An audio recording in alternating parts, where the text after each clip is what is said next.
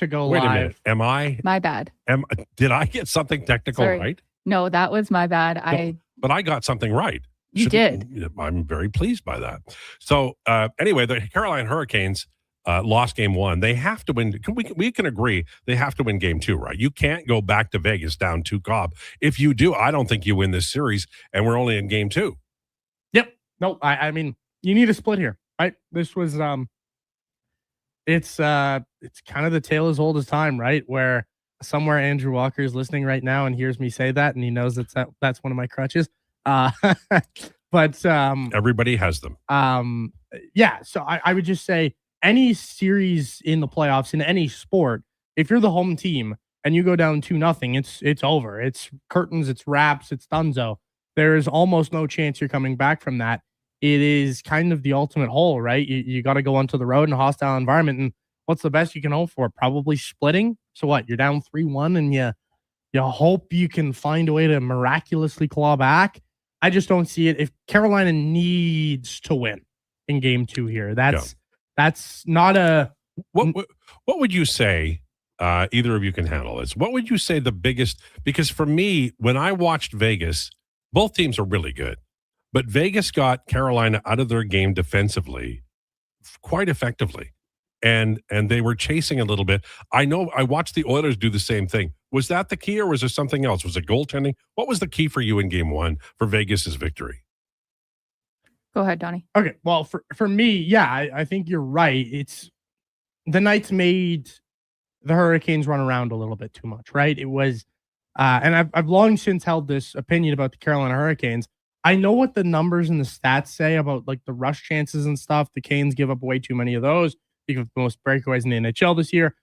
But I've long since held the opinion that, man, you can really kind of work this team over down low, and then kind of all chaos breaks loose, all hell breaks loose on the Carolina Hurricanes. And to me, that's where Vegas did their best work, is they kind of got down low on them. They kind of worked the puck, worked the cycle around a little bit.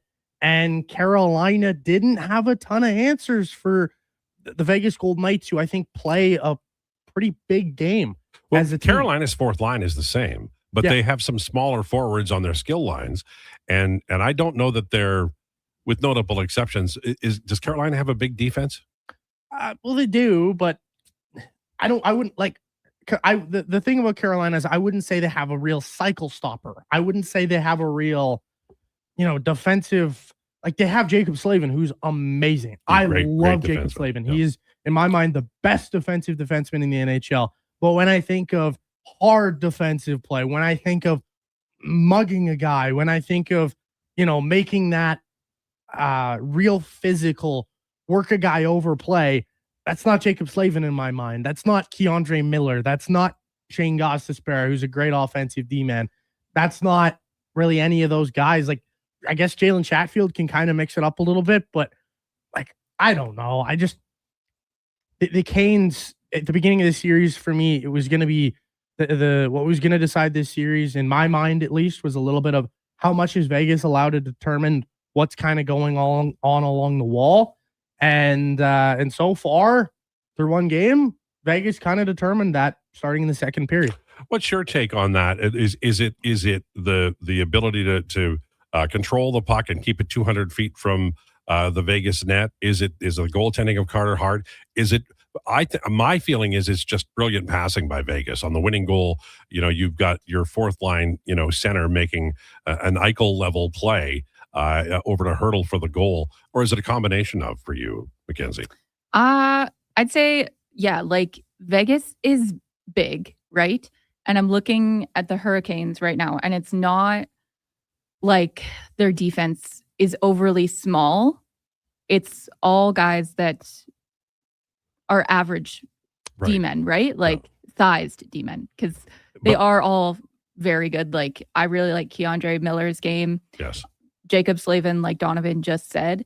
And then one thing I noticed in the Vegas game is anytime the puck was down low for Carter Hart, Vegas collapsed to take away any kind of net front presence for Carolina.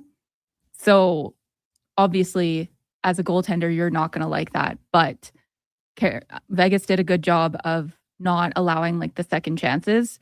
And this series, I think, is going to be a lot more fast paced than we thought it was going to be. Yeah, I think that's fair. And I do think that Carolina got out of their system in terms of coverage. You mentioned it. A great point about them collapsing. I felt like Carolina was doing what the Oilers often do. Darnell Nurse was absolutely criticized heavily for on man-to-man following the forward high up, and then the forward dishes off to the defenseman and a goal is scored.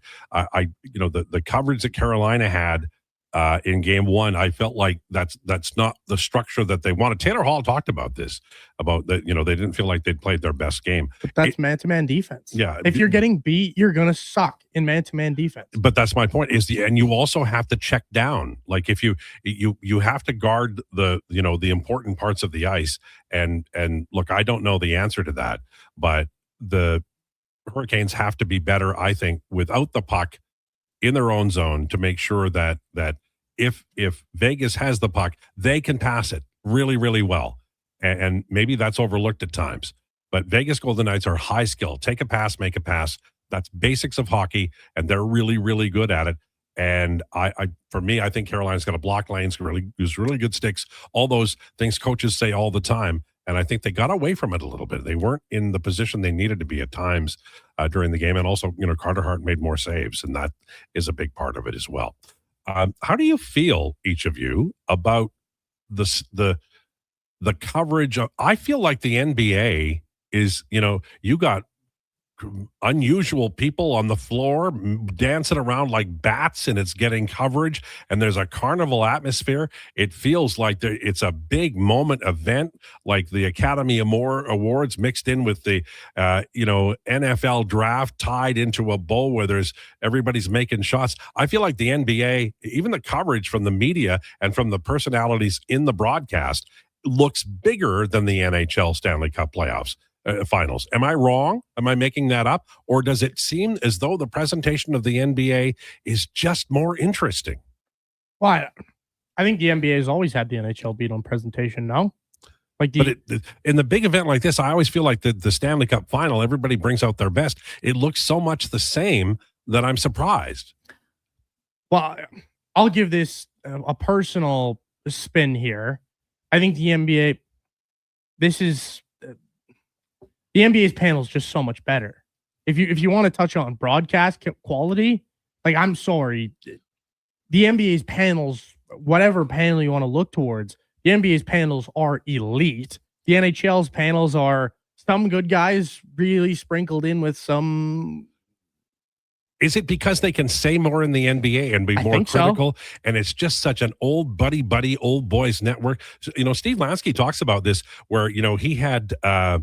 Who did he have? Mike Keenan. And the first broadcast Keenan did, he was brilliant. And then he shut up. He never said a word after that, because all of his buddies were saying, you ever want to work in hockey again? You can't say that kind of thing.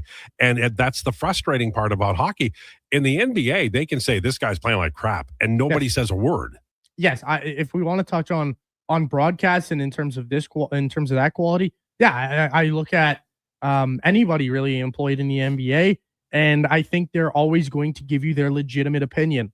Where I watch the NHL broadcast and I feel like Kevin Bieksa will give you the opinion. But after Bieksa, I kind of just think everybody's kind of a parrot.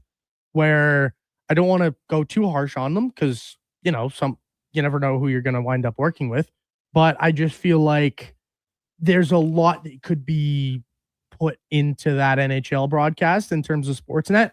But to pan over to more of like the, people jumping around and stuff on the sidelines, some of the celebrities at the Knicks games and stuff. Yeah, like, that's what's going to happen, right? This is one of the biggest markets in sports. This is one of the biggest fan bases in sports in the New York Knicks. And you look over to the Stanley Cup final and you're starting in Carolina, where they used to have about 5 fans. So, and the reason you have fans in the building now is because the team's a perennial contender. And once they go back to bat again, then you'll see nobody in the stands. It's just that's the reality of the Carolina Hurricanes to me, is they don't really have a loyal, crazy fan base. Mackenzie, your thoughts on the coverage and the difference maybe between NBA and NHL? The money in NBA doesn't even come close to the NHL, sorry, doesn't even come close to the NBA, right? Like I saw the ESPN table. Mhm. It looked like they spent $75 on it. I was like, what is this setup? It was crazy. And it's always like that. It always looks like just a desk from IKEA that they brought in. And with the Knicks, like they have that celebrity row, right? Like Yeah. Timothy Chalamet's there, Ben Stiller's there. Ben Stiller's ripped. I mean, he keeps in shape. He's 60. Good for him, Man. honestly. Yeah. But then the NHL posted their own version of like the stars are out. And I like to think that I'm pretty locked in on notable figures in pop culture and in the sporting world and basically everywhere. Except country music. Actually, since I have started working for CFCW, I have tried to start listening to more country. Okay, good. And I'm actually enjoying some of it. I'll lend you my Roy Drusky records. No, I'm perfect. Just... But Anyway. in that whole carousel of photos on Instagram, I recognized one guy, and it was because like I watch reality TV like very religiously, and he's from South Carolina. Right. So everybody from South Carolina is in. There'll be more celebs out in Vegas for sure. For sure. But also, this is just such a, let's face facts here, for the NHL and for the ratings, this is going to be a terrible cup final. But I don't care about that so much. What I care about is this. I think Gary takes the money from the networks, whoever has the most money. I'd be really interested in the NHL partnering with somebody who cared more about the product, because when the between periods conversation comes up, I don't hear anything that I haven't heard before. And look, I'm old and I spend time writing about hockey, and I understand that they're not going to necessarily say something earth-shattering every time, but say something earth-shattering once a game. I totally agree with you, but at the same time, and you touched on this a little bit earlier, the NBA is a league where there are personalities galore. There are guys who, love to show their flash. They love to show the personality. They love to, get out and have fun, and they show all this pizzazz. The NHL is a league where there are robots. And if you remember Zane Parek's comments earlier in the season after he was, coming back to the Calgary Flames, he got ripped, right? He was, over at the World Juniors. He was having fun. He was doing his own thing. And you go back to the NHL and it's, you don't want to be too different. You don't want to show your character, your personality. That would be weird. That wouldn't be a good thing to do. Yeah, they got to stop doing that. The NHL needs to find some character. They need to embrace the oddities, the fun, the funky elements of some of these guys. Like I can tell you from being in like the Oilers room at times, or, being around some people, there are some fun personalities, but they're just not allowed to show them. Well, they need to start doing that. And I think controversy needs to be embraced. The Who got arrested for what they did at Stonehenge, but it made the news. All right. On the way, we have Bagged Milk at 1 o'clock. Paul Sir at 1:20. Donovan Nations. What have you got coming up on Donovan Nations? Pulling a page out of Declan's book, To Be Determined. You did that yesterday. I did. The exact same amount of prep that goes into Declinations is going into Donovanations. I can tell. This is true. All right. Also, rumors straight ahead. We're going to have a fun time with that. Stay tuned. And lots of your comments from our first segment, all straight ahead. This is the Lowdown with Lowetide, brought to you by Wolf GMC Buick on Sports 1440 and YouTube. From the first pitch to the final out, catch Toronto Blue Jays baseball games live right here. Don't miss a moment of Blue Jays baseball this season. Sports 1440 is proud to be the home of Blue Jays baseball. Our new McCafe crafted sodas just drinks or something more, like Sprite Berry Bliss, Creamy Strawberry Coke, and Orange Dream, all swirled with fizzy flavor and topped with silky cold foam. Only at McDonald's. At participating McDonald's restaurants in Canada. Everybody loves a beautiful day in Edmonton. Hey, it's Jamie, and Green Drop Lawn Care is giving you one more reason to love the nice weather. Next nice day service. People always ask, how soon can Green Drop get here? Well, when you sign up with Next Nice Day service, we'll be there by tomorrow. Assuming Mother Nature cooperates, we'll be fertilizing and treating your weeds by the very next day. We'll even include Drought Fighter at no additional cost. Just another reason we have been Canada's lawn experts since 1979. Easy online signups only at greendrop.com. Are you overwhelmed by debt and getting non-stop calls from creditors? It can feel like there's no escape. Debt doesn't have to be a life sentence. A single call can turn things around. My name is Parveen Middleton. I'm a licensed insolvency trustee at BDO right here in Edmonton. I can help you become debt-free with a solution just for you. Let's put an end to those calls from creditors together. Call 1-833-BDO-TALK or visit bdodebt.ca to discover your debt-free future. Alberta is growing, but our highways are crumbling. Are you tired of the rough ride? In the last 15 years, our population has grown with hundreds of thousands more cars and trucks on our highways. Today, more than 15% of Alberta's highways are in poor condition. Cutting highway maintenance doesn't save money. It makes repairs more expensive. Don't let the government ignore the problem. Your MLA works for you. Tell them to fix our roads. Visit fixourroads.com for more information. A message from the Alberta Road Builders and Heavy Construction Association.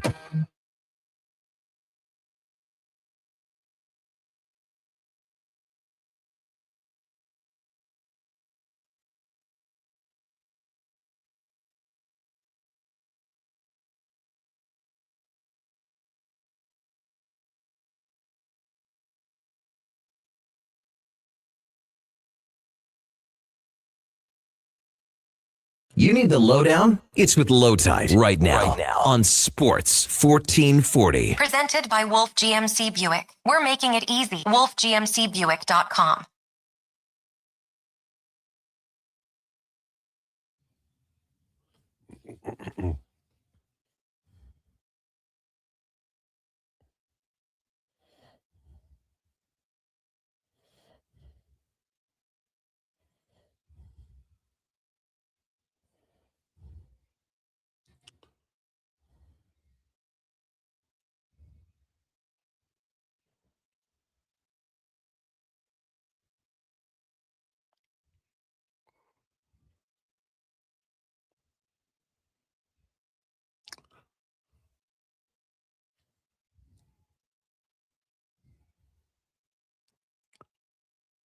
It's 12:24. This is the lowdown for Wolf GMC Buick. Check them out, wolfgmcbuick.com.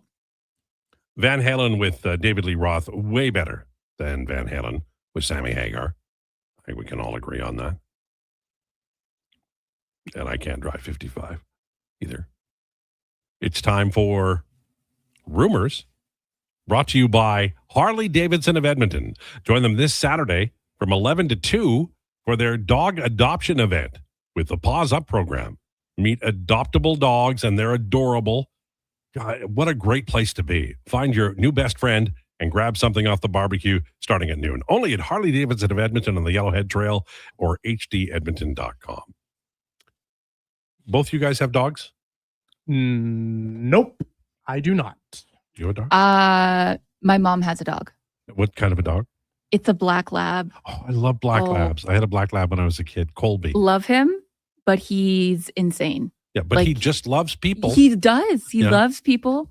I think I told you this. They took him to obedience school, and he embarrassed them so bad that they just couldn't go back. I think he made it through 2 days. My friend Mark Koza took his Gigantor dog. I don't know what kind of dog it was, but it was like a 120-pound dog to dog training. And the little chihuahuas are running around, and the big dog got afraid, and they had to take him home. How bad is that? Unbelievable. People are now speaking out. It just makes me howl because yesterday, John Cooper was announced as the winner of the Coach of the Year award.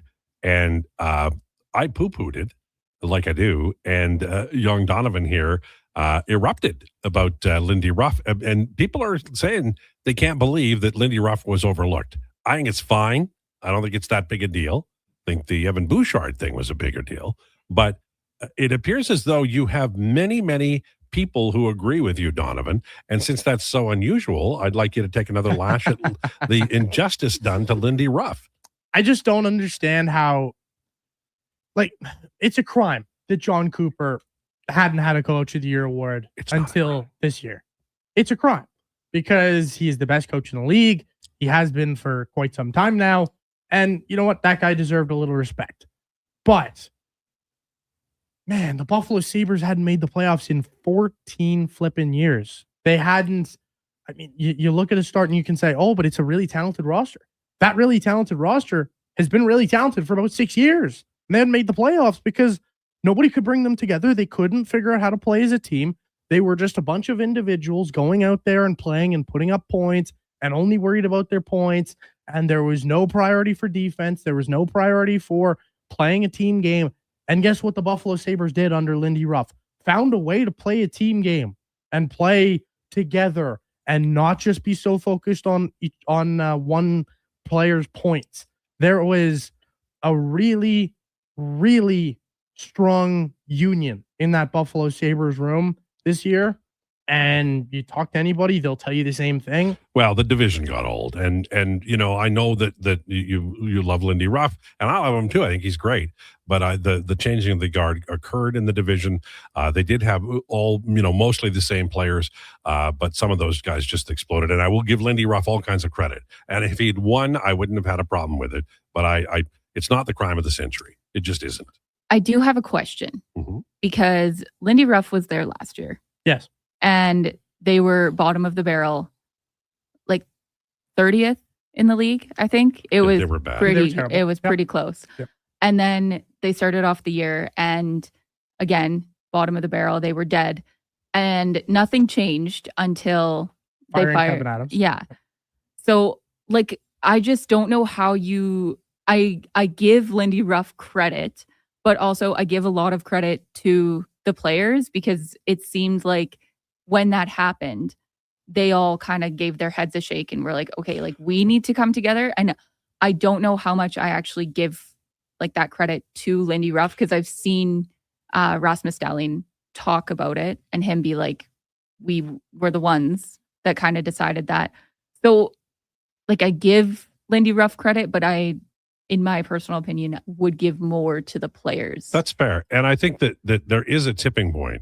You do reach a point where there's just too much talent. And on top of the too much talent in Buffalo, if you look at the division and the teams that went sliding down, they reached that point where they were no longer what they had been in the past. And that has to happen. You have to hold on to your players. And you know, like if the Oilers had held on to, you know, Taylor Hall and Jordan Eberle and all of those cats, they would have had, you know, a far more competitive late half of last decade and first half of this decade.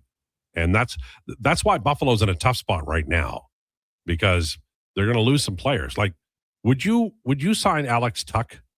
I would, but it's going to be like $11 million. I'd love to get Alex Tuck as an Edmonton Oiler. But I'm talking about Buffalo. Oh, if I'm Buffalo, oh yeah, I'd resign Alex Tuck. Heartbeat. I think that's. But that might mean you have to say goodbye to one of those defensemen. I think you are always going to lose Bowen Byram if we're being real here. That's a player who's not really happy in Buffalo, and it's been. Now, maybe it's changed since the team actually pulled its head out of its you-know-what this year. But Bo Byram's been a player who's been very unhappy there for a while. So I would suggest that... But they can also handle losing a defenseman. They also still have... Remember the Colton Parayko deal? They had a top... was he 9th overall? I don't forget how to say his last name. It's like Murka? Something like that. He was defenseman, the young defenseman going over in the Parayko deal that obviously got rescinded. Like, they have still defensemen that they can come up and will be able to play. I don't think losing one of those defensemen is a big issue. And they have 5 studs. Oh, they are great defense. Like Scott says, Jordan Bennington came out of nowhere. Oh, I'm sorry. That's not what I wanted to read. I wanted to read this. They came together after the GM was fired. Ruff didn't coach any differently. That was Mackenzie's point as well. I don't know. The way that team bought in, man, it was different. That team was the least physical team I've ever seen. And all of a sudden, out of nowhere, they just started hitting. That's a lot to do with the coach telling and getting players to buy in. I think that was a lot of the message in Buffalo was, if you guys don't buy in, this thing's gone again. There's no, this is your last straw. And to me, that's not like that. Part of that's 100% on players. But to me, like, they couldn't stand up. They wouldn't stand up for anybody. If you looked at the beginning of the season and then all of a sudden they become one of the most physical teams in the league, like, they totally changed. Part of that's 100% on players, but you've got to give the coach credit for, changing the identity of a team. So I wanted to talk about the Edmonton Oilers and their unrestricted free agents, because they don't have a lot of cap, but they have enough. And I think most of us agree that Connor Murphy is the absolute number one target. And people would like Jason Dickinson, but suspect that he's going to cost too much. But as for the rest, there's Jack Roslovic. I mentioned Murphy. There's Connor Ingram, Adam Henrique, Curtis Lazard. I mentioned Dickinson, Kasperi Kapanen, Max Jones, Poulin, James Hamblin, Cam Dineen, Calvin Pickard. I mentioned all of them. But is there one or two, and you can include Ingram or I'm sorry, you can include Murphy in there as well. Is there one and two in that group, Mackenzie, I'll start with you, that you would like to see back, not necessarily based on what the team might need, but based on how well they played and how much you think they could help next year? I think Connor Murphy is a really big one. Just out of the small sample size that we saw from him, and it seems like the more affordable option somewhat, because I saw today like the projected contracts for a lot of these guys, and it's a lot of money for not a lot of offense, which kind of scares me. Like I would love to have Jason Dickinson back, but to pay him $5 million, like, that is a lot of money for not a lot of offense.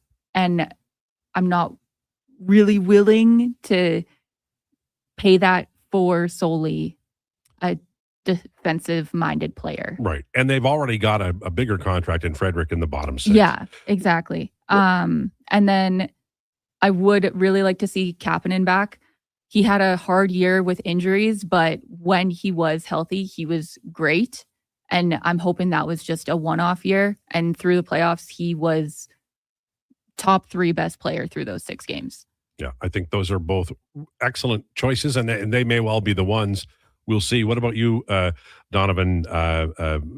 Mackenzie says Murphy and Kapanen. Do you agree, or do you want to add on to that, or subtract and add someone else? Well, those are the two, right? Those are the two that I think everybody knows are the keys here. In Murphy, number 1, and Kapanen, number 2. Those are probably the two most important guys to lock down here. I would say Connor Ingram would be another guy for me who I'd be looking to. I agree. I'd love to see him. Give a nice little contract extension to. I don't know what the number would be, but obviously very numbers dependent on what he's looking for. But the guy, the Oilers gave him the shot, right? I would expect he would be a little bit willing to play some ball here. So I would look at re-signing Connor Ingram. Adam Henrique is just, I think it's a given that he's walking.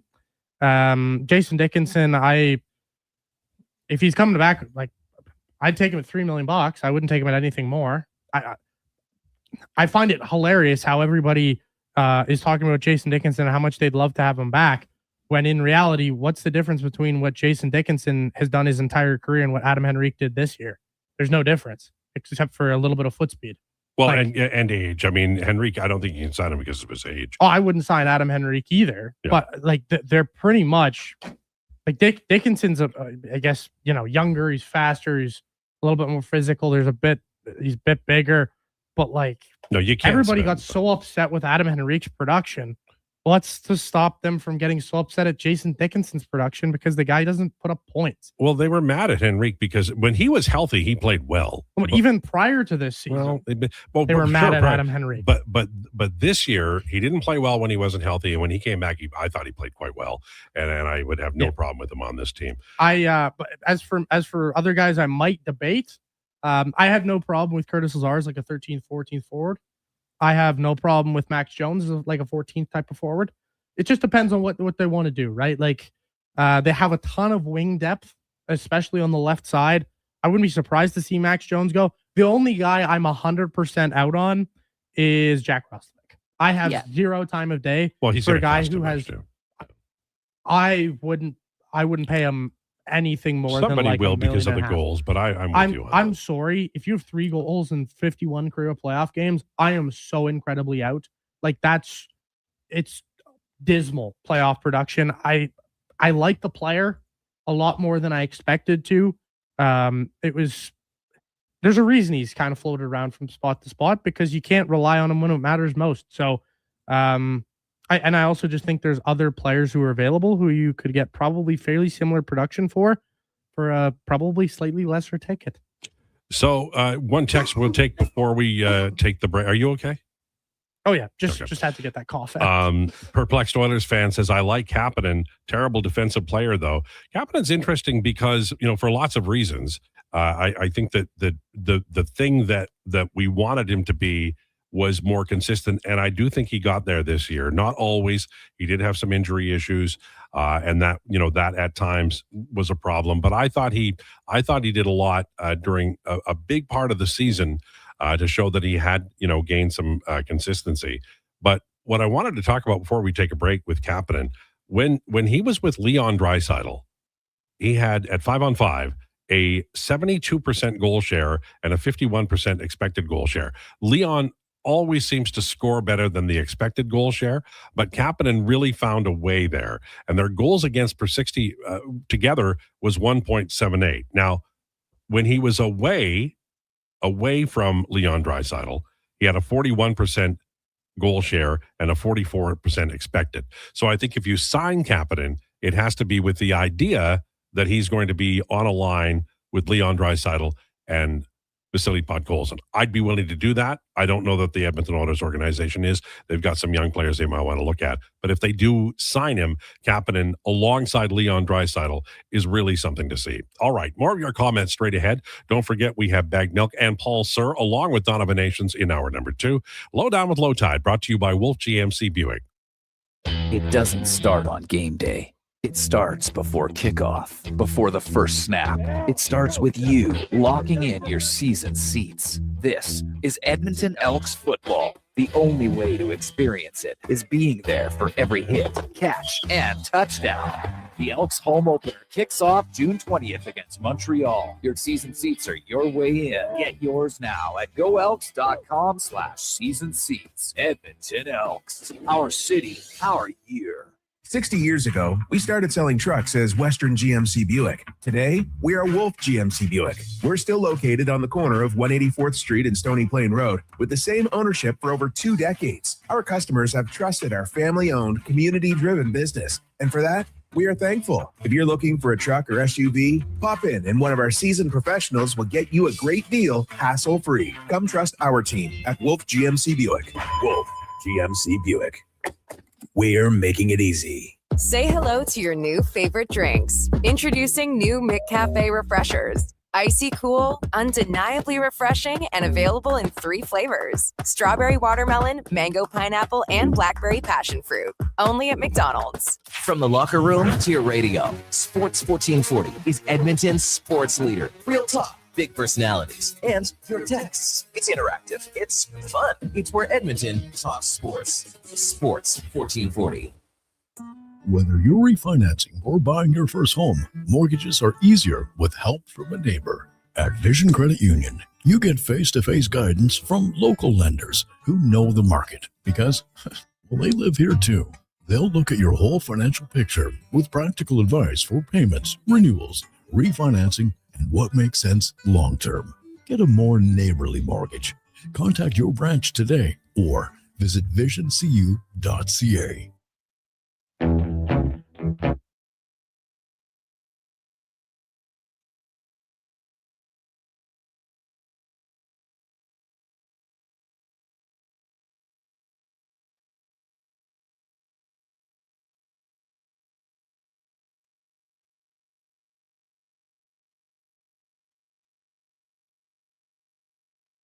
Hi, Sticky. They're breaking down the middle. Here's the Lowdown with Lowetide on Sports 1440. Presented by Wolf GMC Buick. We're making it easy. WolfGMCBuick.com.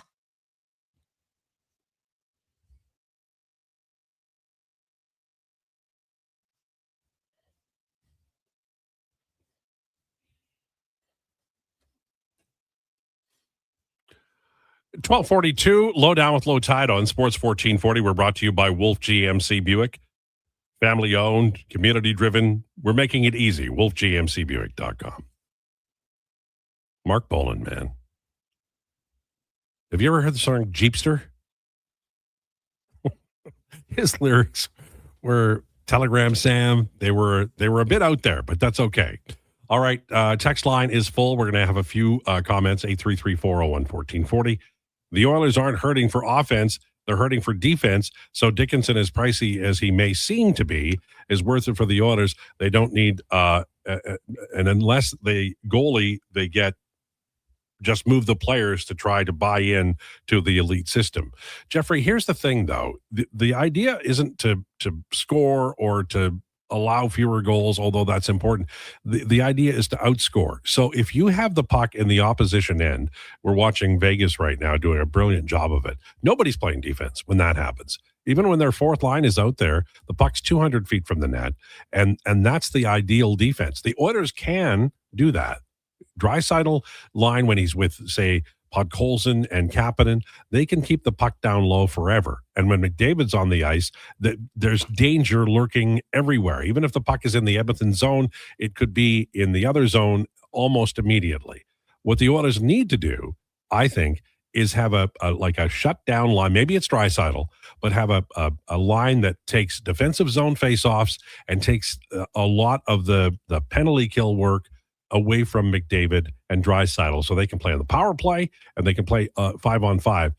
But they need to stop overplaying their best players during the regular season. And while they do that, they need to cobble together two lines that they can trust going into the playoffs. I think they have one now. I think the fourth line of Colton Dach, Trent Frederick, and Josh Szymanski looked really good last year. I'd run into training camp with that. And the third line, if you're going to use, I don't know who they're going to get for their free agents, but you should be able to put together a pretty darn good third line that can outscore if you're playing soft opposition. If you need to have that line as a shutdown line, then sure, you need a real center who can do that. But the Oilers had a real center last year in Dickinson, and they didn't use him that way. And we were just talking during the break about whether or not that was the coach's preference or whether it was McDavid Draisaitl wanting to get on the ice again. And the new coach, one of the first things he has to do is to create the discipline so that if he has a designated shutdown checking line, that they hard match, at least at home, against the other team's best. Because if you go look at how much Connor McDavid plays against soft competition, it's very low. Everybody agrees, even during Oilers home games, that the power versus power is the best way to go. The Oilers are missing out, I think, on not like 8 minutes a night, but maybe like 2.5 minutes a night, where they could take advantage of that, and the goals for would increase. So it's a balance of goals for and goals against. I think they left more goals for on the table at 5-on-5, and they surrendered too many. Part of the problem with the surrendering too many was their outlet passes, and they sure do need the forwards to come down lower. I get that.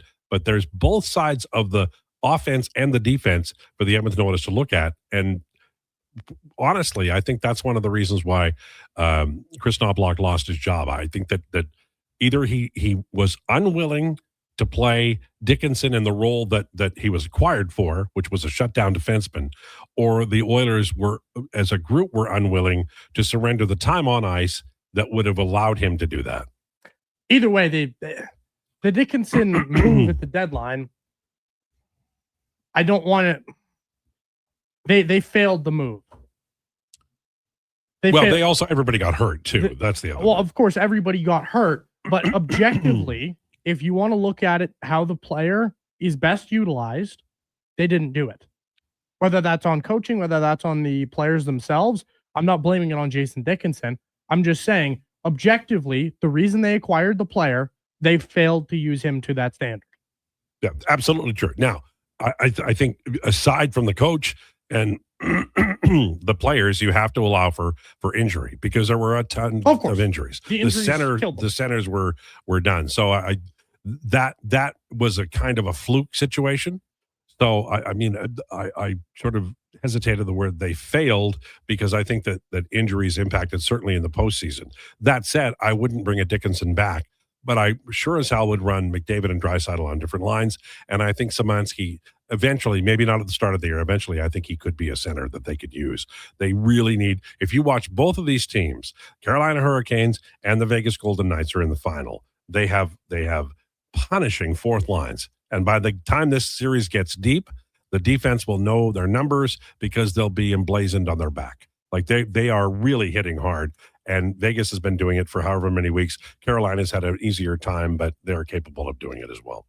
The player I'm still all over on third line center that's still I'm shocked isn't getting as much press as he should be is for me it's Boone Jenner. Yeah, he's too expensive and he'll need a no movement clause. But, so he's a nothing non-starter for the Oilers for me. He's not going to get more than Charlie Coyle, and Charlie Coyle got $6 million. It's a waste of money. If Jason Dickinson's getting about 5, Boone Jenner's going to probably get about the same thing.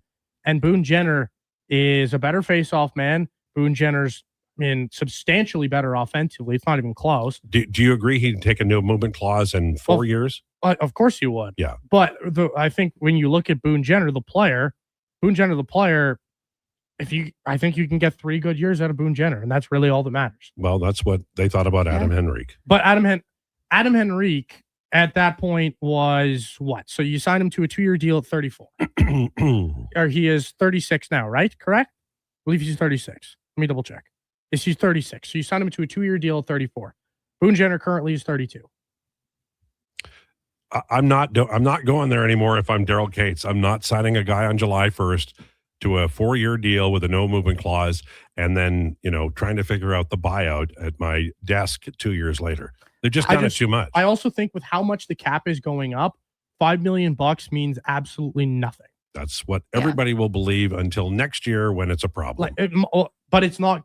When has Boone Jenner showed that he's ever been a problem in his NHL career? It's not his fault. Aging happens to everybody. I'm not blaming Boone Jenner for anything. To me, you just can't shove away veteran players who've shown you what they are their entire career, who really aren't that old because they're veteran players. The Edmonton Oilers are a retirement home. You've got, and if you want to win, stop it. You've got to bring in quality players. Sure, and you do. To me, and the they most brought in quality player available. They've brought in quality players, and they've signed no movement clauses, and they're moving them down the depth chart, and they don't have any young players who can replace them. So they sure as hell better get on that as opposed to signing more old guys. I do see Boone Jenner being a possibility because when Rick Bowness signed that extension with Columbus, I think Friedman said it on 32 Thought that some of the players weren't super into the system that he was trying to implement there. And there was a lot of talks about culture in that room as well. And I'm pretty sure this was like 3 months ago that this pod came out. So I apologize if I'm wrong, but I am like 96% sure he said Boone Jenner was in that conversation of, I don't know if this style fits with what we have done before and what I'm willing to adapt to. So if they could get Boone Jenner on a 2-year deal, amen. I'd even pay him more. I would too. Would I ideally want to give him 4 years? No, but I'm just looking at a player who the only concern I have with Boone Jenner, if we're being real, is injuries. Everything else, the face-off percentage is tremendous. He hasn't been below a 50% face-off percentage since 2015-16. Like, that's amazing. You look at, would he get the same amount of minutes? No. But you look at the production. But he might be more productive because he's not playing as much. His production is all 5-on-5. He had 3 power play points last year. It's a player who scores pretty well in somewhat limited minutes. Like he's bigger. He's a perfect type of player in my mind. How much are you signing him for? I wouldn't hesitate to give the player anywhere from $4 to $5 million. And how many years? I would probably if you want to do 3. And how many do you think that's what he'll get on the market? No, but Boone Jenner, I think at this point in his career, has been in Columbus the whole time. To me, as the Oilers, you've got to be able to capitalize on the fact that some veterans, and this is what they've been trying to do, they've just signed the wrong veterans. You just need to capitalize on the fact that you're a team who's very capable of winning a Stanley Cup. You got to go to veterans who are quality players who fit the right mold and say, listen, you can come here. You have a chance to win.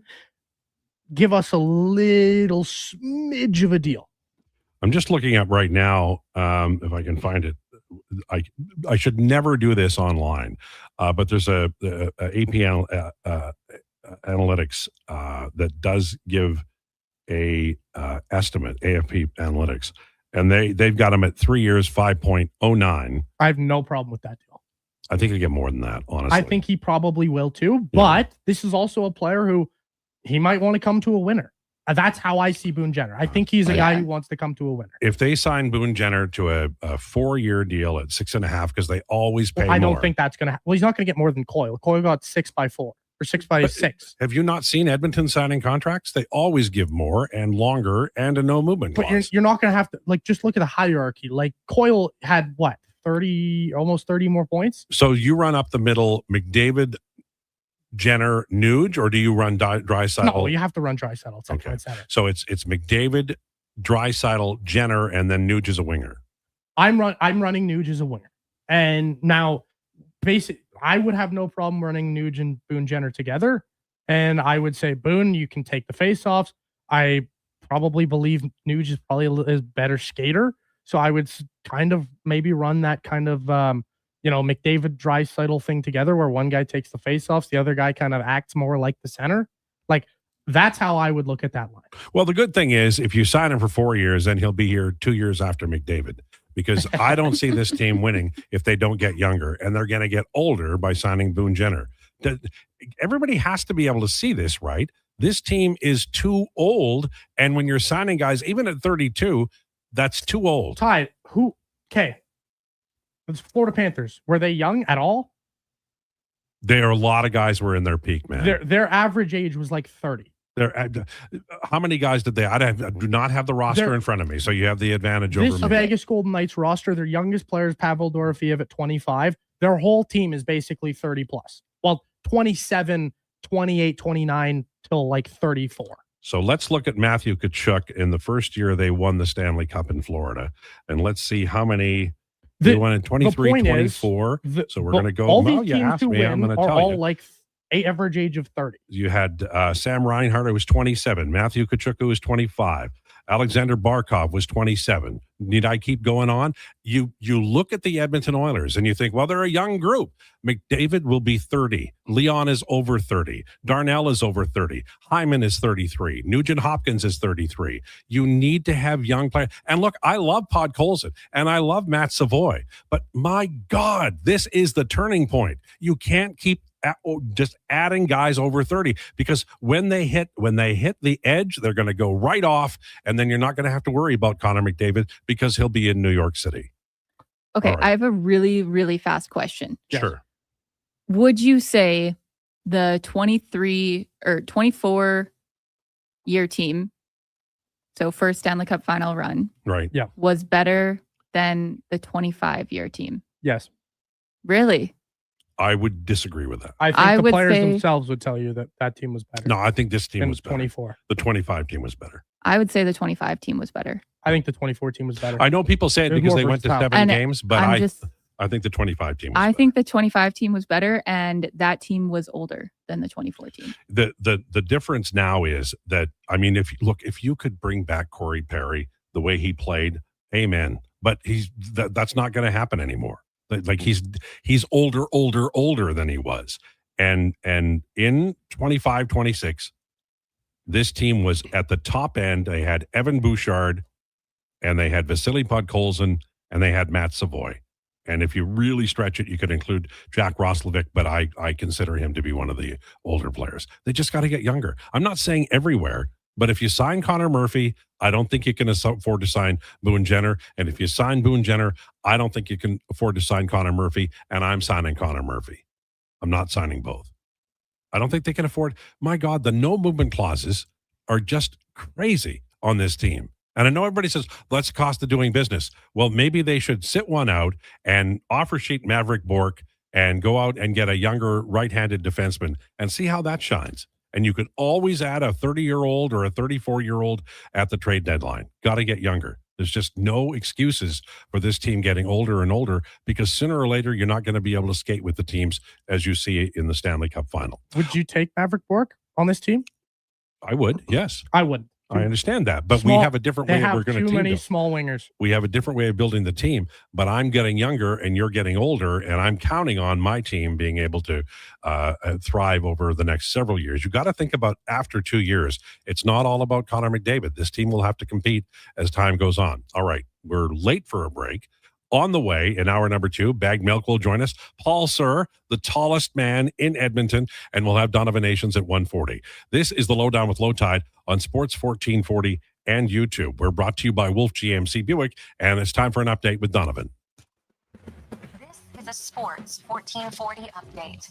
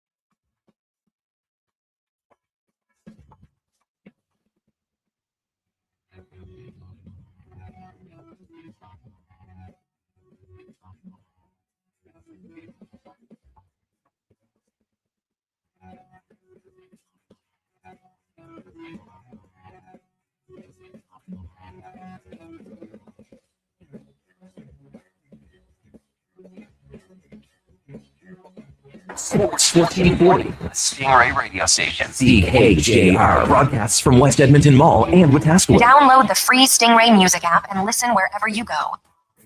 Attention Alberta construction pros. For over 50 years, Japa Equipment Rentals has been your go-to for top-notch equipment and stellar service. Whether you need rentals or expert maintenance, we've got you covered. Stop by our Edmonton or Calgary locations today. Come for Canada's largest trade shows, the biggest names in entertainment, exhilarating sporting events, and more. And stay for the experience at the Edmonton Expo Centre. Looking for the perfect place to host your next big event? From trade shows to galas, meetings, and concerts, the Edmonton Expo Centre has the space, event expertise, and service to make your next event unforgettable. With over 522,000 square feet of flexible event space, in-house catering, and operational expertise, they bring your biggest vision to life. Learn more at edmontonexpocentre.com today. Who's that working on the underground utilities over there? All-Star Construction, that's who. What about the street lighting? Yep, All-Star Construction. And the directional drilling, hydrobacking, neighborhood renewal, and telecommunication work? Yep. Since 2009, All-Star Construction has been doing all that and more, shaping and building Edmonton communities for land developers all around Edmonton. That's what All-Star Construction is all about. Don't miss a moment of Blue Jays baseball this season. Join play-by-play announcer Ben Shulman for the games live on Sports 1440. The Toronto Blue Jays are on Edmonton's home for all things sports. Sports 1440. Why should you drive a Subaru? How about durability, style, and an excellent customer experience from the moment you step into the showroom? And how about accolades, including awards for numerous 2026 Subaru models from both AutoTrader and JD Power. But don't just take my word for it. Take a test drive and you'll see why the Subaru name is recognized and renowned for quality. To learn more, visit Subaru.ca. Welcome to Uncommon. Welcome to Subaru. For over 60 years, the folks at Diablo Boots have been selling the best Canadian-made boots. Handcrafted in Winnipeg, Canada West makes the best quality cowboy, biker, and work boots for Diablo Boots with replaceable soles and heels. Why buy cheaper quality like Ariat, Justin, and Red Wing made in China when Canadian-made is better? Support Canada's workers and Diablo Boots for the best boots. So save on boots by Save On Foods. That's Diablo Boots, 3340 Gateway Boulevard on the east side of Save On Foods. Canada West and Diablo Boots, the two best names in the boots business.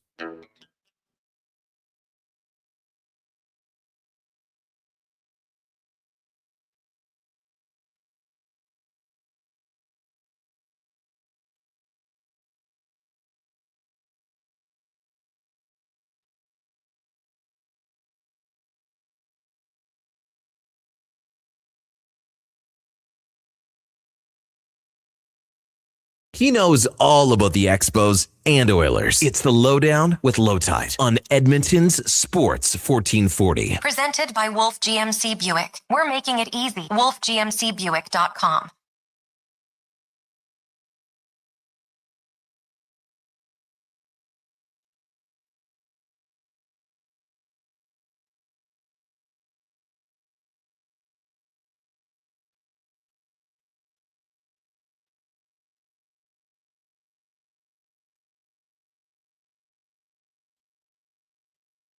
Wolf GMC Buick, family owned, community driven. We're making it easy. Visit wolfgmcbuick.com. Very specific lyrics there. Long, cool woman in a black dress. Remember, what was it? Short Skirt, Long Jacket by Cake. Maybe we'll listen to that for the next bumper. Joined now by our friend Bag Milk from Oilers Nation. Bag Milk, how are you, man? I'm doing well. It's finally stopped raining in the city, so I can take the dog outside for a walk, be outside a little bit. It's nice. Doing well. Every day I sit down and I make notes for questions for our feature guest, and you are our feature guest. And I say, okay, what's new in the last week for the Edmonton Oilers? And then I ponder, I mutter, I mull, and then I say, well, I could probably ask him about which free agent he'd like most, because we're kind of in a holding pattern here. I know it's because of the Vegas Golden Knights, but I don't know about you. I'd like to have some breaking news soon. Oh, I'm waiting for some kind of news. I'm waiting for, something to happen, whether that's on the coaching front or maybe it's on the player side or something. I'm just waiting for something. There's just been nothing happening. I even got really excited about the Oilers' managerial moves. Our friend Mike Parcati getting bumped up to the VP of analytics. Like, that's the kind of point where I'm at. I'm super excited about the analytics department getting a level up and seeing Michael Parcati get promoted. So that's where I'm at. I'm with you. I need news to happen. I need this Stanley Cup final over with. Don't necessarily care who wins. Let's just move on so the Oilers can get back to business. Now, Parcati is like an extremely bright guy. And I feel that Oiler fans should be very confident with him at the helm. And it feels like, I think that the bigger news is not because he's been in the organization, but, Stan Bowman's been here for long enough to use Parcati and value him, and his comments after the increased role by Parcati were very encouraging, because it sounded like there was some chemistry there, and that's a very important part of this team. You never want to feel that another team has the edge, and I did feel at times over the last several years the Oilers were not, necessarily in a great spot, although they did, get Zach Hyman, and that was a great analytics deal. Feels to me as though moving forward, not every deal necessarily will be a slam dunk for analytics, but at least they've got that information in the room. Yeah, and to me, that's, I think, what it's all about, right? It's like, I don't think anybody is listening to us right now and think that analytics and spreadsheets should be the default option for evaluating the team or players or whatever you want to do. But I do think it's a very important piece of the puzzle. And I think that for the long time, the Oilers were a little bit behind. I mean, come on now. We're watching the Carolina Hurricanes in the Stanley Cup final right now with Eric Tulsky at the helm and Tyler Dello as part of his staff. So like, there are cases where analytics are proving to be incredibly valuable. And I like to see that the Oilers are just building out that part of the evaluation process.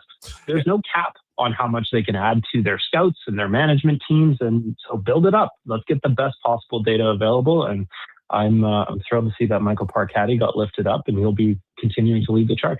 Sir, I will predict within the next 96 hours, somebody will, well, maybe 96, the next week, somebody will be announced as a new head coach in an NHL city. And when that happens, the pool of talent will be reduced by one or more. And so I'm wondering, we talked about this last week, and I was interested in your answer. So I'm wondering if you are more or less anxious now than you were a week ago in terms of what we're not hearing out of the Oilers organization. I wouldn't say I'm more anxious than I was when we chatted last Thursday, because it just seems very clear to me that the Oilers guy is Bruce Cassidy and that they're comfortable, at least for the time being, waiting around for him. However, that said, you still see, out east in Toronto, you still see some names popping up. Like they interviewed Peter Laviolette reportedly, Patrick Roy's in the mix.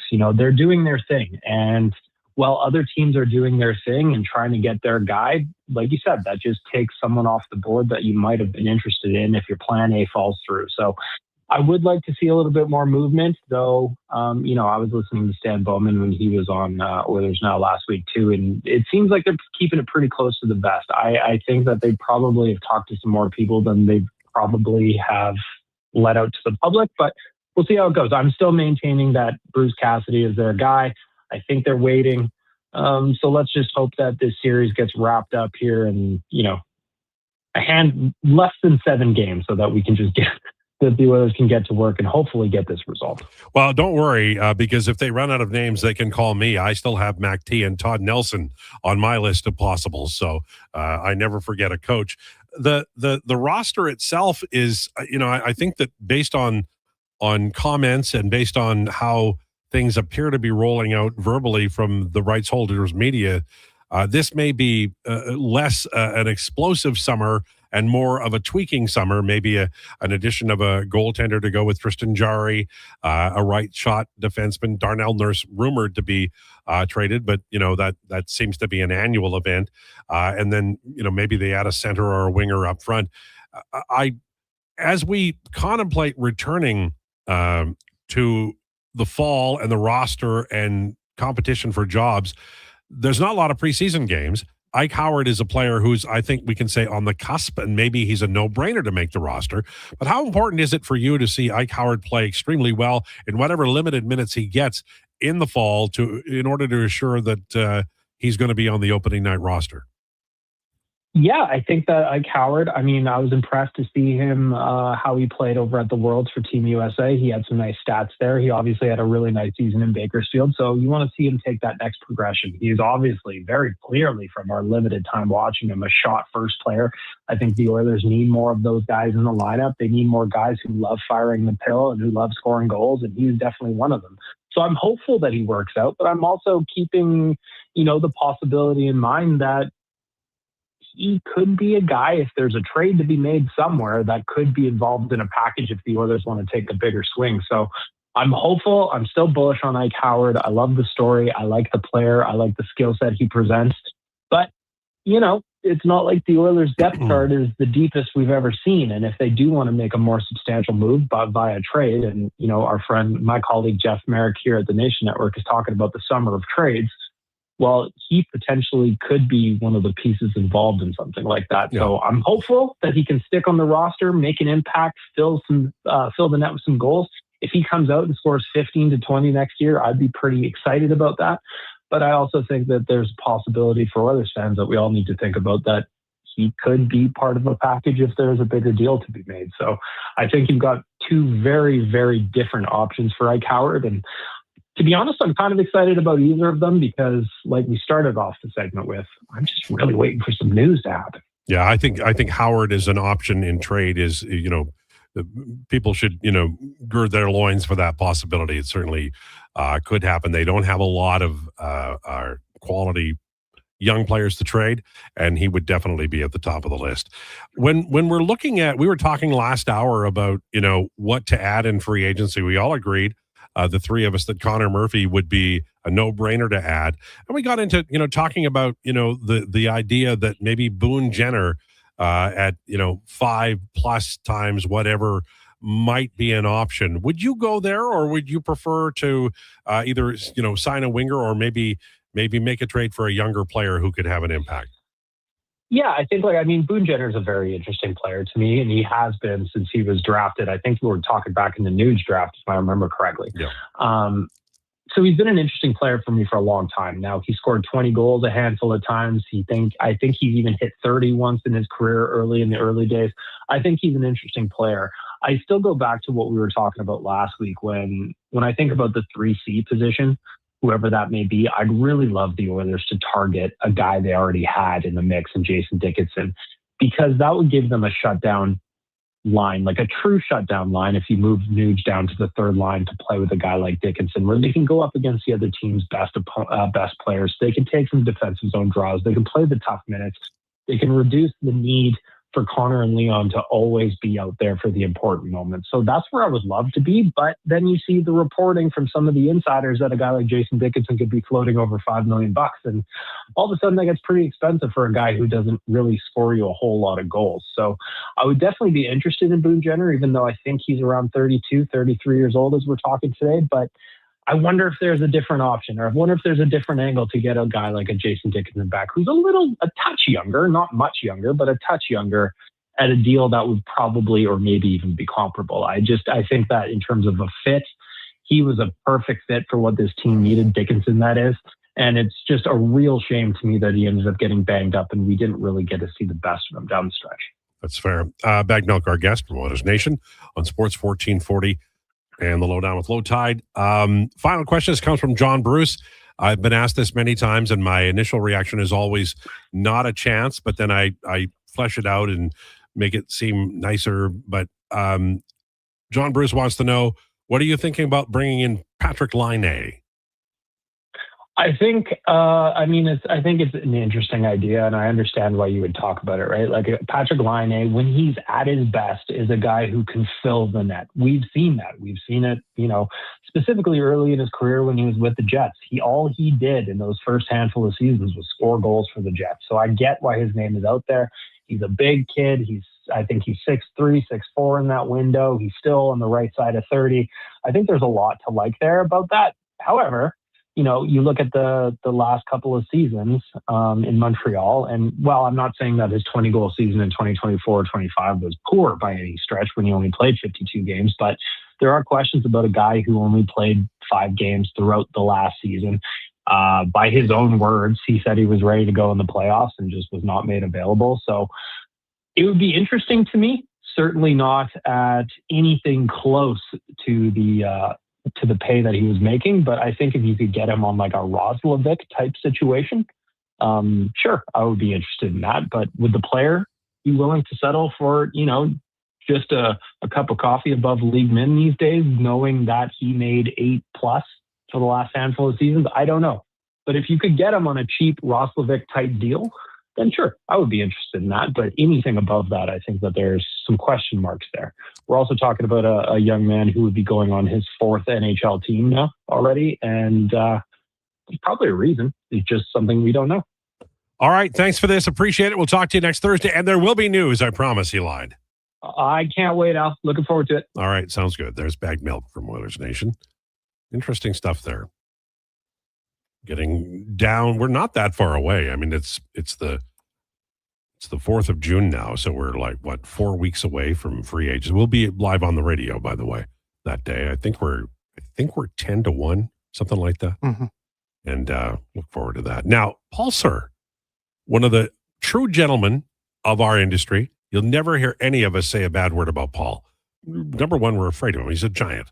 But secondly, he's just a genuinely cool guy. So Paul Sir is on the way next. Lowdown with Lowetide, brought to you by Wolf GMC Buick on Sports 1440 and YouTube. 60 years ago, we started selling trucks as Western GMC Buick. Today, we are Wolf GMC Buick. We're still located on the corner of 184th Street and Stony Plain Road with the same ownership for over 2 decades. Our customers have trusted our family-owned, community-driven business. And for that, we are thankful. If you're looking for a truck or SUV, pop in and one of our seasoned professionals will get you a great deal, hassle-free. Come trust our team at Wolf GMC Buick.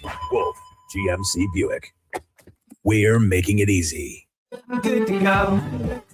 With Mortgages to Go, you'll be good to go. Mortgagestogo.ca says yes when the banks say no. That's why Alberta has trusted Mortgages to Go for over 23 years. If you need cash and have equity in your home, you're approved instantly. Guaranteed. Call 1-888-888-5998. That's 1-888-888-5998. With Mortgages to Go, you'll say, I'm good to go.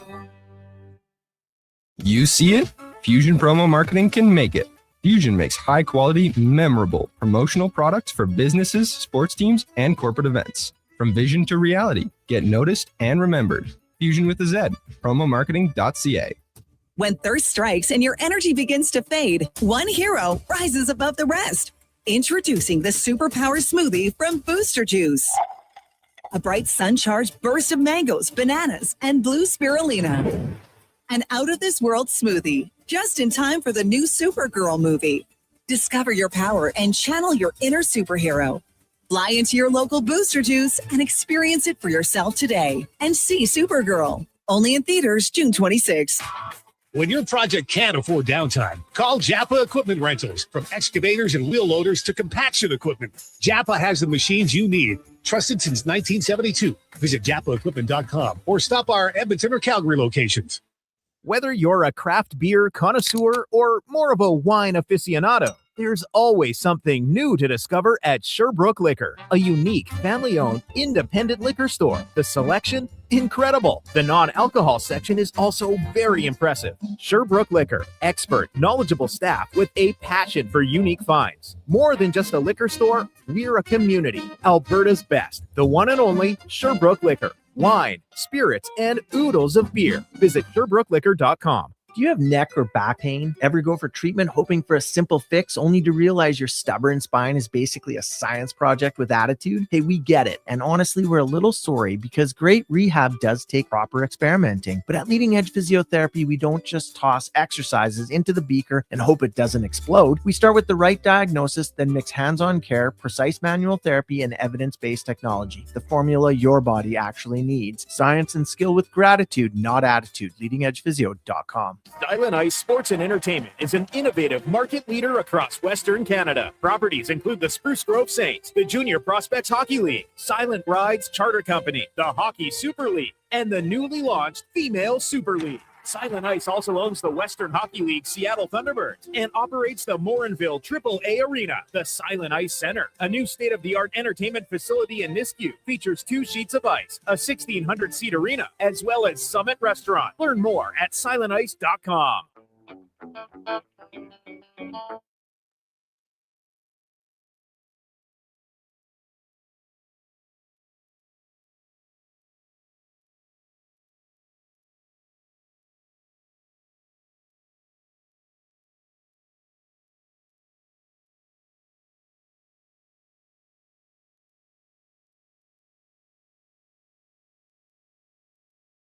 The Lowdown with Lowetide on Sports 1440. Author, musical connoisseur, sports know-it-all.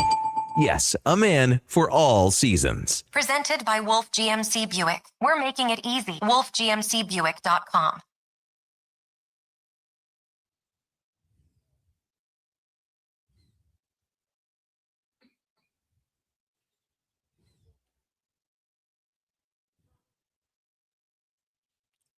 It's 20 after 1. This is the Lowdown on Sports 1440, brought to you by Wolf GMC Buick.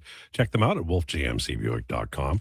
I'm very much looking forward to this next conversation because I get to make up, well, not make up, but I got to mention names like Walt Frazier, Dave DeBuscher, Bill Bradley, Earl Monroe, Willis Reed. It's endless. Of course, we're talking about the 1972-73 New York Knicks, who were a very famous old team who won a championship over, I believe, the Lakers. And I suspect this gentleman has been thinking a lot about that team. Headliner of the day, Paul Sir, brought to you by Faber. A debt holding you back? Let Faber's licensed insolvency trustees help you tackle your debt. Book your free consultation at faber.ca or call 1-877-944-1177. That's 877-944-1177. Joined now by our friend Paul Sir. How are you? Al, I'm doing great. It's good to see you, and I've been looking forward to having this conversation. Well, it's great, and the great thing about this is that as I see you, have you are you growing up? Are you getting taller, or is it just me?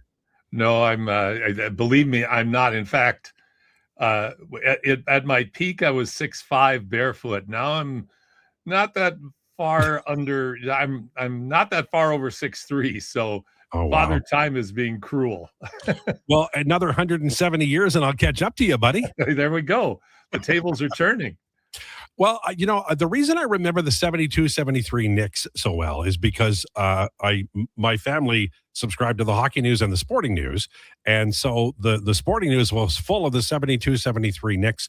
And if you were a sports fan at the time, they were a major story because they were so famous and they won everything. And of course, the Knicks have been back, late last century. They were back in the finals. But this is such a fun memory or endeavor or reminiscence to have the New York Knicks not just in the finals but up by a game.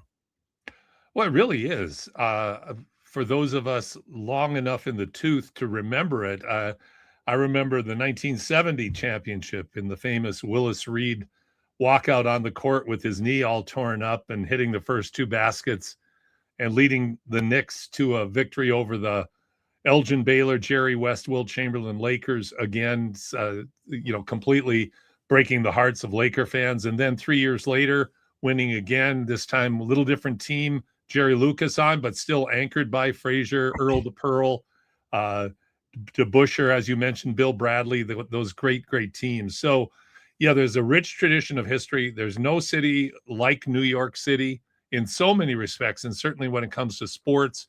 Of course, it's the Yankees first, but I would say the Knicks are second in that particular rabid, crazy city. So they're back for the first time in the finals with a shot at the championship since '99 and up 1-0 in a real slugfest last night. So the table has been set in a really interesting way.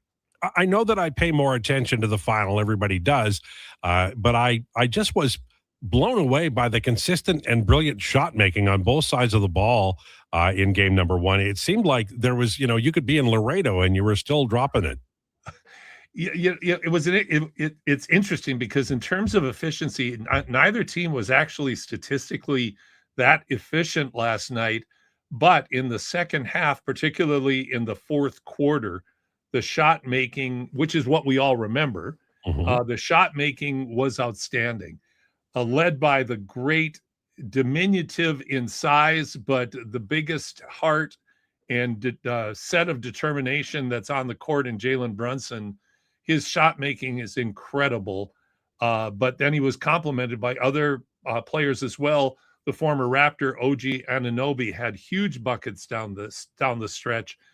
As the Knicks went down double digits in the second half to up and winning by double digits. It really was, for a while, it was a rock fight, but then in the fourth quarter, it really picked up. And now the Knicks have made the statement that they're here and they're serious and they're not going to get rolled by this young Spurs team. And the Spurs, they're doing some soul searching right now and looking at the adjustments they have to make sure that they're able to come out tomorrow night and counter the experience and tough-mindedness of the Knicks. So there's two areas I want to really drill down on here, and that is, sometimes the first blush of a series doesn't resemble what we're about to see, and that could possibly be. But in watching the game, I didn't ever feel like the Knicks were outclassed. And you mentioned the youth on the other side, and maybe they just find their legs, and that's the end of it. But you never know until two teams play, and sometimes it's a big disappointment. But I think I'm even more interested in this series after watching them for a game, because the Knicks were anybody coming out of the Eastern Conference was regarded as being the underdog. Now they're up by a game, and they hung with that really good, really young team. They did, and I think you're absolutely right, Al. The Knicks rolled everybody in the East after losing 2 to Atlanta. Then they won a whole bunch straight, 11 or 12 in a row going into this game last night. And most people were saying, yeah, but it's the East. They're just not very good. It's not like the really tough West. And the Spurs had to overcome a Thunder's team that was the defending champion with the MVP, Canadian Shea Gilgeous-Alexander. Everybody talked about, they're young, but they're so darn talented. How is New York going to be able to hang with them? And I was saying going in, to your point, you really don't know until you see people get on the ice or on the court against each other about how the matchups are going to play out, Al. And I think what we saw last night was the youth and probably some fatigue with the Spurs, but the long-suffering, step-by-step, incremental progress and improvement by this Knicks team to get to this point. They have had disappointment after disappointment, but now this year they have a new coach. They've really put it all together. So I agree with you. I think this series is much more intriguing as it was before it started, because I think people were saying, yeah, Spurs in 5 or 6, kind of just going to happen. They've got Wemby after all. He's unbelievable. They're just, he's going to block everything that Brunson puts up. Well, that's not the case. It's pretty wild. And then the other thing is that, we all have like the NBA right now, and you could speak to this far better than I could. We're in an era of just absolute pure brilliance at the top end. The greatest players in this game are some of the greatest players in the history of the game. And I don't know how deep you want to go in terms of being unique and brilliant. But I wanted to ask you, like, if you were going to make a list of, the top players in the NBA today, where would Brunson rank? And I know he's not a young player or a rookie, so he is what he is. Is this just an unbelievable streak, or did he finally find a team that could use him to his ultimate? And maybe if we're saying he's the 10th or 12th best player in the league, maybe that's a little bit wrong, at least for a few months. No, I would put him in the top 6 in the league, because I was shocked, but I understood when the All-NBA teams came out. He was on the second All-NBA team, because you're talking about replacing some amazing players. Certainly when you look at Jokic, Gilgeous-Alexander, Luka Doncic, the top 5 are awfully tough. But I personally, I'll take that back. I put him in the top 5 in the NBA. Okay. What makes him so special is you take his physical characteristics. He's 5'11", maybe 6 feet tall. He's not an explosive jumper. He's not a lightning quick player, but his grasp of the game, his basketball IQ, his ability to own and control his defender, and then his vast array of shot making skills, whether it's a catch and shoot 3 or it's a dribble penetration, right hand, left hand, high off the glass. He has counters to everything the defense throws at him, and he's a great example to players who are developing in the game that realize you don't have to be the highest jumping, fastest player on the court, but man, oh man, if you can think the game and you can do things that the defense is trying to prevent you from, you can be successful. And not only successful in the case of Brunson, but transcendent. Like, the guy is unbelievable at what he does at his size and the way he leads that team and inspires the rest of his teammates to do their jobs so well. What I'm amazed by, and he certainly showed it last night a couple of times before the end of the first half, and then in the second half, he just needs a sliver of daylight. You've got all these gigantic men who are blocking everything, and he has like a sliver. It's like I couldn't get through it if I tried, and he somehow finds a way, and then he makes the shot. You can't teach that, but you can work at it, which Brunson obviously has done over the course of his career. Improvement once you get to the NBA is often, I think, the holy grail that eludes a lot of players. They come in very talented, but for whatever reason, either not working hard enough or not playing in the right system, whatever the circumstances are, they don't get that much better over the course of their career. It's exactly the opposite for Brunson. He had, I keep saying, he's 5'11" and not lightning quick, and he's not going to jump and dunk over you. But what he's going to do is find that sliver that you just described, and all he needs is a sliver to beat his defender, and not only beat his defender that's trying to guard him out front, but the defenders that are coming to help him. He's either going to make a great pass or he's going to make a great shot. Paul Sir, our guest on Sports 1440 in the Lowdown with Lowetide. We're talking about Game 1, which was a brilliant and must watch. If you didn't watch it, go back and have a look. San Antonio and the Knicks winning 105-95. So the gap in points you mentioned about, back and forth, it was a seesaw battle. At the end of the first half, I thought the Knicks had played brilliantly, and then they bled, I'm going to say 5 or 6 points right at the end of the half. And I'm like, oh, good grief. But they overcame that. You mentioned a little bit about fatigue. If you're on the San Antonio side, I didn't look at the actual minutes. It looked like they used their bench quite a bit. They're looking forward, obviously, to Game 2 and winning that one.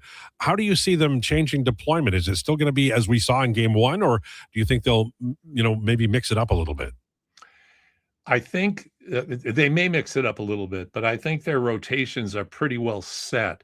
I think what they're going to do, though, is they're going to make adjustments in how they guard and how they attack offensively. Number one, how they guard. They can't guard the way they did, obviously, in game 1. They can't extend their defense out almost to half court only to have Brunson or even Karl Anthony Towns blowing by their defender and getting all the way to the rim. You're not going to make 45-foot shots continuously.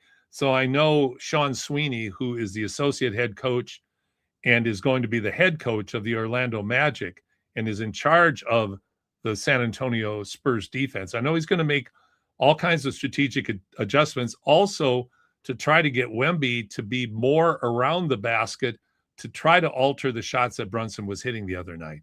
Right. So defensively, they're going to make adjustments. Offensively, though, and I think this is really where the key is, Al, and this is where maybe some fatigue, but I also think the Spurs' youth and inexperience shows up, is they look completely rattled and frazzled in the second half against the Knicks defense. The Knicks can defend. They're physical. They're tough. They're more physical and tougher than anybody they played, and that includes some really tough teams like the Timberwolves and OKC.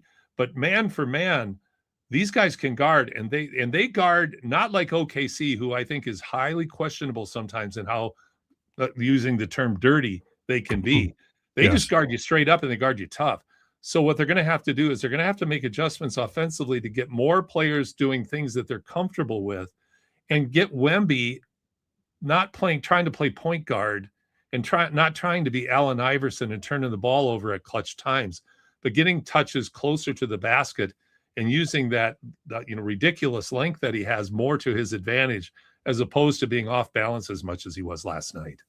Well, Wemby has, he's 7'4", right? Like, he's got, not that there's small players on the other side, but he's got a little bit of advantage in terms of, vertical. So that there should be another gear there, but, they're playing against the best, right?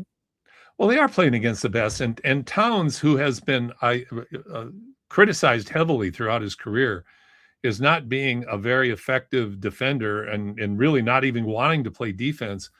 But whatever Mike Brown, the first-year head coach of the New York Knicks, has done with him, Al, he's transformed. This guy's transformed his game into less of a scorer and more of a point center type position and facilitator, while scoring at an efficient rate and at important times. But like in the case of Towns, Wemby does have a size advantage. But when you're 35 feet from the basket, it doesn't matter whether you're 7'5" or you're 6'2". You lose a lot of that advantage that you might have.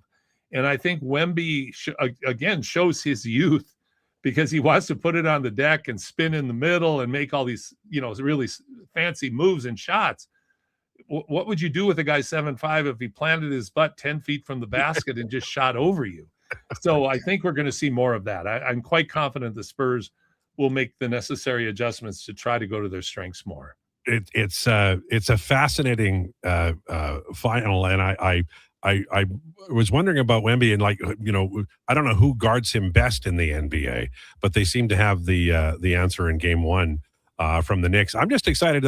I've been reading reports from New York, and New York is such a big city. When everybody gets excited, most of us get uncomfortable. But they there's a rep of New York of being, a violent town or whatever.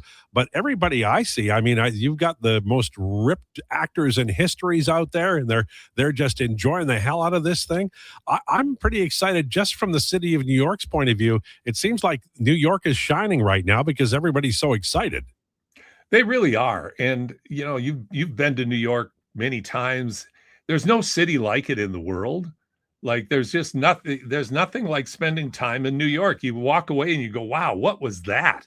It's just an amazing place. And the way they culturally support their sports teams is also unique to New York. As you say, you would have expected violence and upheavals, but it was peaceful. It was something that brought people together, and they're loving the Knicks right now. And at the very worst, they're going to come back with a split. And if San Antonio's not careful, they're going to go back 2-0 into New York, and you don't want to do that. So, yeah, I'm excited for New York too. I have a soft spot for the teams that you mentioned when we started out, the 70 and 73 Knicks. I have a real soft spot for them. And so I think it's wonderful to see the Knicks back in, see all the excitement, see all the glitz and glamour, and then have this young upstart team from Texas trying to find a way to beat all the odds and be one of the youngest, if not the youngest teams to win an NBA championship in history. It's amazing. Ben Stiller's 60, and he looks like he could pummel me in the parking lot senseless. Spike Lee is thrilled. There's a lot of celebrities involved here. I don't know if Spike will drive over to Reggie Miller's house after the series, but that would be kind of fun too, right? It really would. Ben Stiller, and neither one of them are a threat to start for the Knicks anytime soon. Ben Stiller is 5'6", Spike Lee's 5'4". So but they love their basketball. Yeah, it's true. And they're probably, because they're 5'6" and 5'4", there's always a fascination with what you are not, right? And exactly. Those things are interesting. Hey, I enjoyed this very much, Paul, sir. Thank you. All right, there you go. All right. Paul, sir, he is Mr. Basketball in Edmonton for good reason. And he's a wildly entertaining guest. And man, he knows his stuff. That was brilliant and a lot of fun. Okay, on the way, it's Donovan Nations. We're going to do is it top 5 Edmonton Oilers trade targets individually? Yes. Okay. Yes. We've done our off-season targets. Right. But trade targets is a little different because obviously the likelihood of these things happening are a little less. These are more dream scenarios. Mm-hmm. Not necessarily I'm not giving out unlikely trade targets, but I'm giving you a little bit of a glimpse more into guys who I could see as potential trade targets for the Oilers. All right. Sounds good. That's all on the way. This is the Lowdown with Lowetide on Sports 1440, brought to you by Wolf GMC Buick. Need a new ride for road trips, errands, or just life on the go? Go Auto offers a massive selection with over 15,000 new and used vehicles to choose from. With over 70 locations across Western Canada, finding your next ride has never been easier. Whether it's a roomy SUV for the family, a sleek car for the open road, or a rugged truck for your weekend adventures, you'll find it here at a price you'll love. Explore thousands of vehicles today at goauto.ca. Getting your vehicle sparkling clean doesn't have to cost a fortune. Take it into Hughes today and pay just loonies a wash. Find us at HughesCarWash.com. The Brick is thrilled to introduce the new exclusive Shaquille O'Neal home lineup of furniture. Each piece features premium Shacopedic memory foam for exceptional comfort, made to be lived in and loved for years. Each piece is built on a strong hardwood frame, offering sturdy comfort day after day. Head to any Brick location and snap a photo with Shaquille O'Neal. A life-size Shaq is waiting in store. Scan the QR code and upload your pic for a chance to win one of 4 Shaquille O'Neal home pieces exclusively at The Brick, saving you more. From the first pitch to the final out, catch Toronto Blue Jays baseball games live right here. Don't miss a moment of Blue Jays baseball this season. Sports 1440 is proud to be the home of Blue Jays baseball. Whether you're refinancing or buying your first home, mortgages are easier with help from a neighbor. At Vision Credit Union, you get face-to-face guidance from local lenders who know the market because, well, they live here too. They'll look at your whole financial picture with practical advice for payments, renewals, refinancing, and what makes sense long-term. Get a more neighborly mortgage. Contact your branch today or visit visioncu.ca. At Wendy's, get a 10-piece nugget small combo for just $8.99. That's right, $8.99 for 100% Canadian chicken, plus fries and a drink. That's just good nuggenomics. Only until June 14th. In restaurant at participating Wendy's locations. Taxes extra. Hey, it's Jamie from Green Drop Lawn Care. They may be teeny tiny, but chinch bugs can completely devastate your lawn or garden.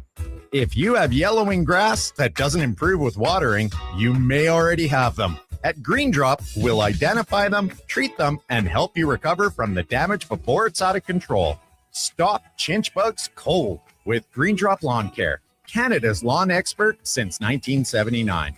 Find out more and get started at greendrop.com. Hey there, it's Brandon Douglas from Sports 1440. I was tired of slow, unreliable internet connections, so I signed up for Starlink. It's fast, reliable even in bad weather, and has made streaming for movie nights and online gaming so much better.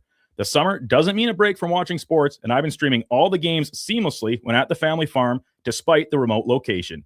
If you're ready for a better internet experience, you can order online in 2 minutes at starlink.com/radio or call 1-888-GO-STARLINK. Cougar Creek Golf Resort is only minutes from Edmonton, so it's incredibly easy to fit in the perfect summer game anytime. Enjoy our championship-length golf course, surrounded by trees and rolling terrain. Book a tee time today. Go to cougarcreekgolf.com.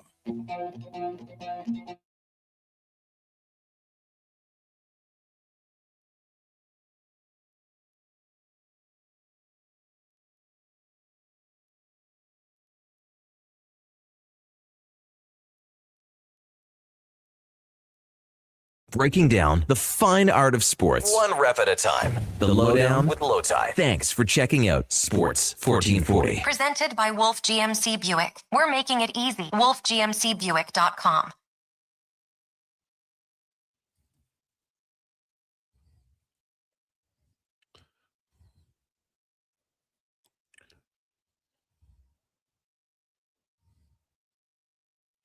Lowdown with Lowetide on Sports 1440 for Wolf GMC Buick. Check them out, wolfgmcbuick.com. Trooper, man, their lyrics. Jerry the Garbage Man, Jack of All Trades Dan. And there was General Hand Grenade. I love Trooper. I do too, actually. I love Trooper. I always loved them. I loved them. First song I ever heard was Baby Won't You Please Come Home. And I love them. I bought all Hot Shots. I bought all their records. All right, it's time for Donovanations, brought to you by Fairway Divorce Solutions. Divorce can be difficult. We can help you make the road to a new life easier. Fairwaydivorce.com. Okay, this is a fascinating subject because it's hard to find five. It is actually a lot harder to find five than you might think that we believe are, somewhat realistic. This is an interesting list. I think all three of them are probably going to have a couple overlapping. We've got five, right? Yes, we've got five. Right. I think we're going to have some overlaps, but maybe not as many as you might expect. Okay. You start, right? Yes, Yeah, yes. right. I will be starting off the old festivities, and I'm going to start this one off with maybe a little bit of a surprise here. Like, this is more up your alley, Tide. Mm-hmm. But I'm going to be starting this puppy off with Jack Drury as my number 5. More down your alley, a bit of a younger player, 26 years of age. Colorado, I don't know if you've peeked at their salary cap and what's going to have to happen there, but their current cap space is basically as near as makes no difference. It's $2.9 to $3 million. Like, they have no money at all. And they're going to have to make a couple of tough choices. Like, they have 4 defensemen signed for next year. So they're going to have to make some tough choices. I think Jack Drury's a player who could find himself on the way out. I'm not in love with the player, but he did have himself, he had himself 27 points as a bottom 6 center who I think can give you a little something. Maybe not my favorite player available, but I don't think he's going to command a huge raise or anything. I kind of like the player. I could see him as a decent little fit. Kind of fits more along your scheme. There you go. I like it. Okay. Are we gonna? I guess we're going like all. Okay. Going 5-5-5, Okay. and then My number 5 is Michael Kesselring. Former Oilers product. I don't know if I really count that trade like a whole lot because obviously Bugstad didn't stay. Yeah. And it just feels like a blip. Well, it was. I think it was getting rid of some money too. Yeah. Yeah. Yeah. So I don't mind him. He's a little bit younger. And his contract is cost controlled as well. And his number is not terrible. Hold on. Where did it go? He Sorry. Yeah. Like not a ton, but he's a 55-point player throughout his entire career. And he's still young. So I think there's a lot of room for development there. Yeah, I saw him at when he first went to the orientation camp. They had a game, and I was an awkward-looking skater, but he gets A to B just fine. And I think he's going to be a really good player. He is a good player, but he's kind of got himself in a situation there where maybe he will move on. My number 5 is Michael DiPietro, a goaltender in the Boston Bruins system.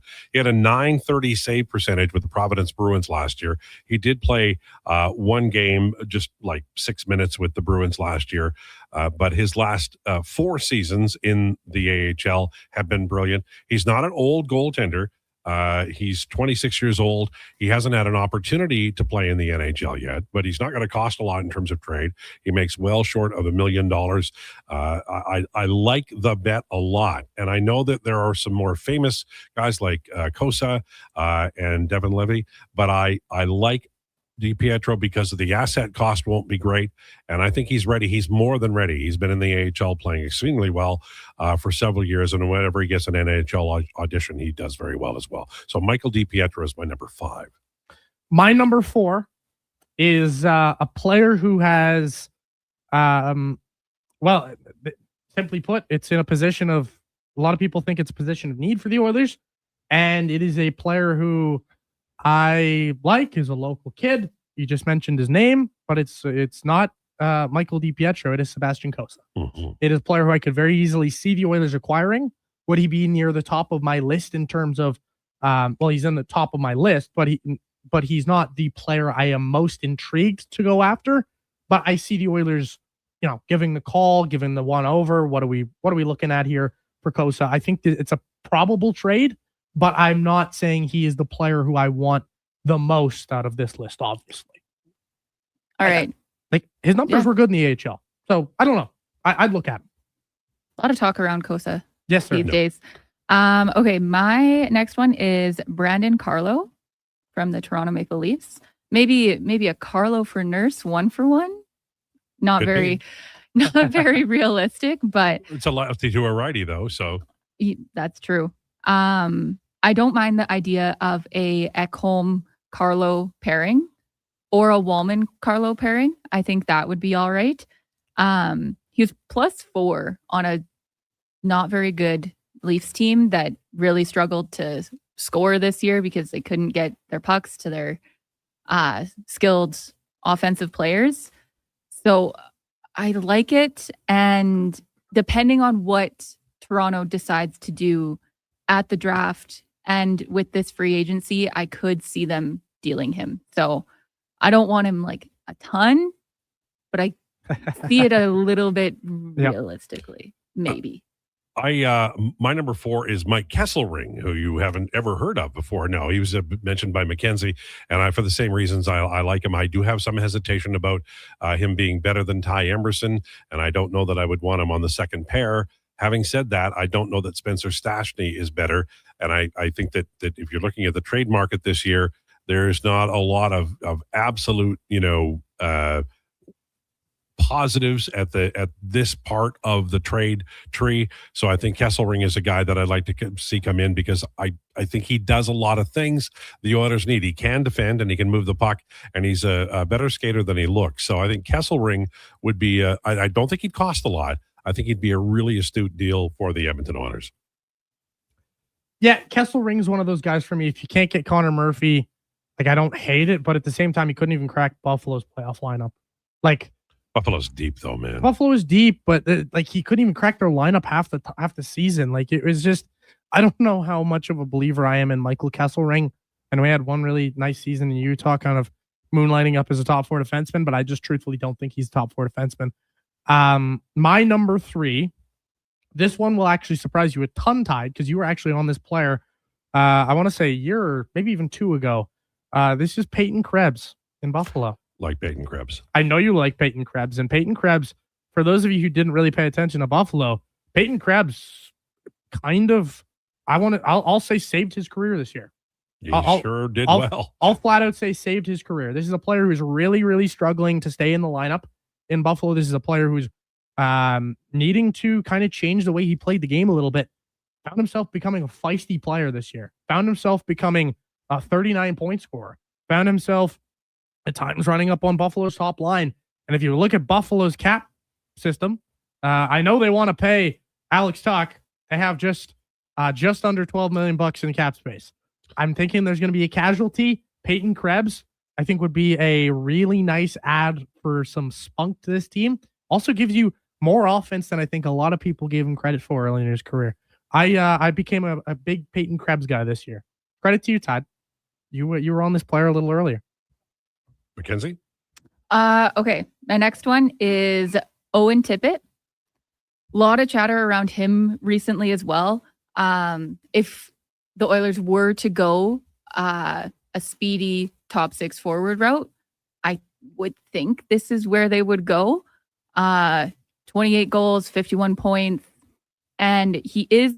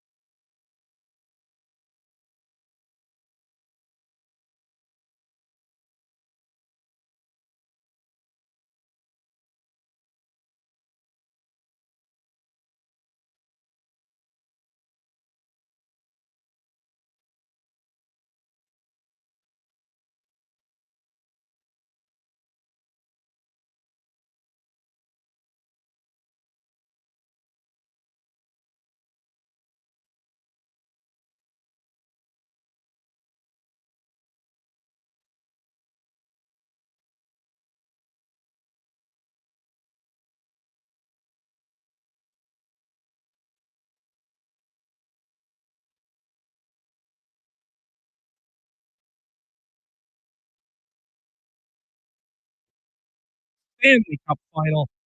Game 2 going tonight. Game looking off this game back to one. Redmond's happened really well. The Braves, the Packers, $110.5 million extension with wide receiver Christian Watson. And tonight, the CFL season opener podcast.